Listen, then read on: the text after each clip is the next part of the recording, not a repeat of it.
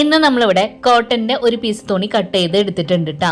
ഈ തുണിയുടെ ബാക്കിലായിട്ട് നമ്മൾ ലൈനിങ്ങിന്റെ തുണി വെച്ചിട്ട് 4 അരികു ഭാഗത്തൂടി ഒന്ന് സ്റ്റിച്ച് ചെയ്ത് എടുത്തിട്ടുണ്ട്. ഇതാ ഇതുപോലെ. ഇനി നമ്മൾ കട്ട് ചെയ്ത് എടുത്ത തുണിയുടെ നീളവും വീതിയും ഞാനിതാ സ്ക്രീനിൽ കാണിക്കാം. ഇനി അടുത്തതായിട്ട് നമ്മൾ എടുത്ത ഈ തുണി ഇതുപോലെ രണ്ടായിട്ട് നമുക്കൊന്ന് മടക്കാം. അതിനുശേഷം ഇതിന്റെ താഴത്തെ 2 കോർണർ ഭാഗത്തുമായിട്ട് നമുക്കൊരു 1/2 ഇഞ്ച് വെച്ചിട്ട് മാർക്ക് ചെയ്ത് കൊടുക്കാം. ഇപ്പം നമ്മൾ ഒരു സൈഡിൽ മാർക്ക് ചെയ്ത് കൊടുത്തു. ഇനി നമുക്ക് അടുത്തൊരു സൈഡിലും മാർക്ക് ചെയ്ത് കൊടുക്കാം. ഇനി നമ്മൾ മാർക്ക് ചെയ്ത ആ ഒരു സൈഡിൽ നിന്നായിട്ട് ദാ ഈ ഒരു ഷേപ്പ് ഒന്ന് മാർക്ക് ചെയ്ത് കൊടുക്കുന്നുണ്ട് ഇതുപോലെ. അതിനുശേഷം തുണി നമുക്ക് ഒന്നും കൂടി ഒന്ന് മടക്കി കൊടുക്കാം. ഇനി നമ്മൾ മാർക്ക് ചെയ്ത് കൊടുത്തിട്ടുള്ള ആ ഒരു ഷേപ്പിൽ ഇത് കട്ട് ചെയ്ത് എടുക്കാം.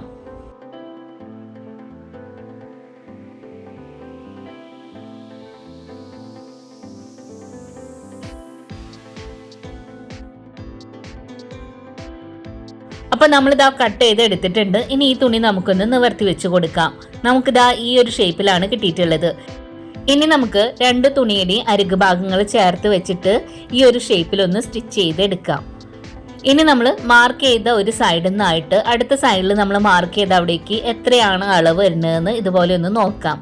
നമുക്കിവിടെ കിട്ടിയിട്ടുള്ളത് 11.4 അപ്പൊ ആ ഒരു അളവിനേക്കാളും ഒരു 1/2 ഇഞ്ച് കൂട്ടിയിട്ടാണ് നമ്മളിവിടെ സിബ് എടുത്തിട്ടുള്ളത്. ഇനി സിബ് നമുക്ക് സൈഡിലേക്ക് ഒന്ന് മാറ്റി വെക്കാം. അടുത്തതായിട്ട് നമ്മൾ എടുത്തിട്ടുള്ള ഈ തുണി ഇതുപോലെ രണ്ടായിട്ട് വീണ്ടും മടക്കുക. അതിനുശേഷം 2 സെന്റർ ഭാഗങ്ങളിലായിട്ട് ഒരു മാർക്കിംഗ് കൊടുക്കാം. ഇനി നമുക്ക് ആ ഒരു തുണി ഇതുപോലെ ഒന്ന് നിവർത്തി വെച്ച് കൊടുത്തിട്ട് ഇതിന്റെ ഫ്രണ്ട് സൈഡിലായിട്ട് 2 സൈഡിലും നമ്മൾ ഒരു മാർക്കിംഗ് കൊടുത്തിട്ടുണ്ട് സെന്റർ ഭാഗത്ത്. അതിനുശേഷം നമ്മളിവിടെ സിബാണ് എടുത്തിട്ടുള്ളത്. സിബിന്റെ നല്ല വശം തുണിയുടെ നല്ല വശം ചേർത്ത് വെക്കുക. എന്നിട്ട് സിബിന്റെ ഒരു സൈഡ് നമ്മളിതാ മാർക്ക് ചെയ്ത് അവിടേക്ക് വെച്ച് കൊടുക്കുക, സ്റ്റിച്ച് ചെയ്ത് എടുക്കുക.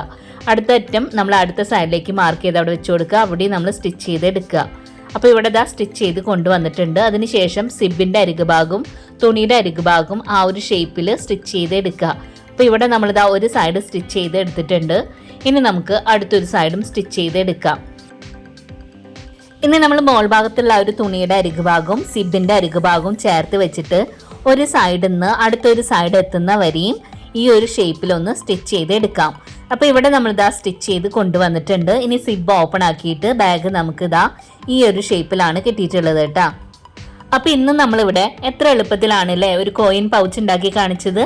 പിന്നെ ഈ വീഡിയോ നിങ്ങൾ കണ്ടുകൊണ്ടിരിക്കുമ്പോൾ തന്നെ ഒന്ന് മറക്കാതെ ഒന്ന് ലൈക്ക് ചെയ്യണം കേട്ടോ. ഈ വീഡിയോ നിങ്ങൾക്ക് ഇഷ്ടപ്പെടുകയാണെന്നുണ്ടെങ്കിൽ നിങ്ങൾ ഫ്രണ്ട്സിനൊക്കെ ഒന്ന് ഷെയർ ചെയ്ത് കൊടുക്കുക. നമ്മുടെ ചാനൽ ആദ്യമായിട്ട് കാണുന്നവരുണ്ടെങ്കിൽ പ്ലീസ് ഒന്ന് സബ്സ്ക്രൈബ് ചെയ്ത് സപ്പോർട്ട് ചെയ്യണേ. അടുത്ത ദിവസം നല്ല വീഡിയോ ആയിട്ട് വരാം. Thanks for watching.